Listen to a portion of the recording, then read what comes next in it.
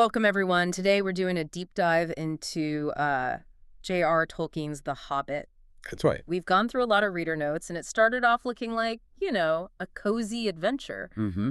But it quickly became clear there's much more going on under the surface. Absolutely. So our mission, really, is to unpack how this book, which seems pretty straightforward at first glance, actually became, well, such a cornerstone for the fantasy genre. And a big journey of transformation for readers, too, it seems. Exactly. Our sources kept pointing that out. It's not just about a journey. Reading it feels like one. That immersive quality, right. People felt it set a kind of blueprint. Yeah, for making fantasy worlds feel, genuinely lived in. So it all kicks off with Bilbo Baggins. Mm. Quiet life, comfy hobbit hole. Uh-huh. And the notes we saw really stress that contrast. The cozier the start. The bigger the shock when everything changes. Precisely. That sudden arrival, 13 dwarves, Gandalf, it just throws his whole world off kilter. One reader called it a comfortable life being violently upended by pure, unadulterated adventure. Quite dramatic. It is. But that immediate clash with the unknown, that seemed key for people understanding Bilbo's, well, his big change. Right, and that transformation, that's where the real depth seems to lie, according to our notes. Mm-hmm. It wasn't about Bilbo suddenly becoming a warrior, was it? It was more about his wit, his empathy. Yeah, and resilience. Readers really connected with his courage in moments like, sparing Gollum or how he handled Smaug. Because it felt earned, like growth from the inside, not just, finding a magic sword. Exactly. He genuinely goes from this tea-sipping homebody to, well, something much more capable. And Tolkien achieves that partly through the world itself, right? The world building. Oh, definitely.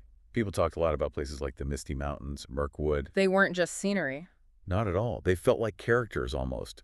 The notes mentioned the sensory details, the cold, the silence. Making the environment feel like it was actively shaping Bilbo. Yes, shaping his journey, his transformation. It wasn't just happening in these places, but because of them, in a way. And that quality, that immersion, it really did set the stage for so much fantasy that came later. No question. But even with that epic feel, people kept mentioning the tone.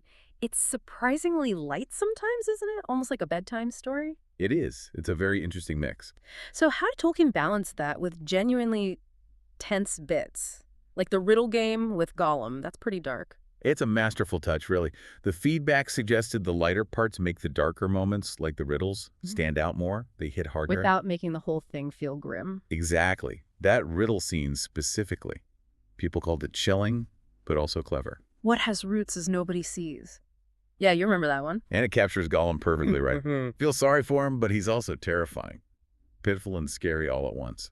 Okay, so beyond Bilbo and Gollum, Smaug, the dragon, he got a lot of mentions. Oh, Smaug is fantastic. Yeah. Readers really picked up on his intelligence, his smugness, his vanity. Made him feel like a real character, not just a big lizard. Absolutely. He wasn't just a mindless beast to be slain. He could talk. He was cunning. It made him feel, as you said, real, and maybe more frightening because of it. Someone actually said they almost wanted to have tea with him, despite, the whole desolation thing.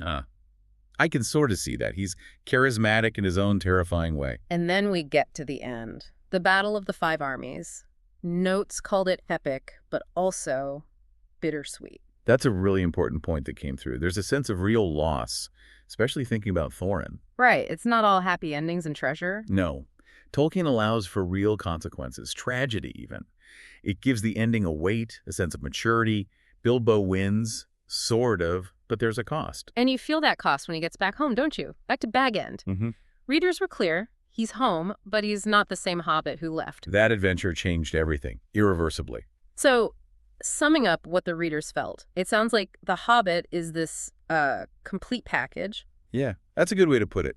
Fun, deep, beautifully written, highly recommended, and not just for fantasy fans. A must-read for pretty much anyone, it seems. I'd agree with that based on what we've seen. Okay, so tying this all together for you, our listeners, it's interesting how something described as a cozy adventure can actually be this powerful engine for growth. It really makes you think. Yeah, it raises a question, doesn't it?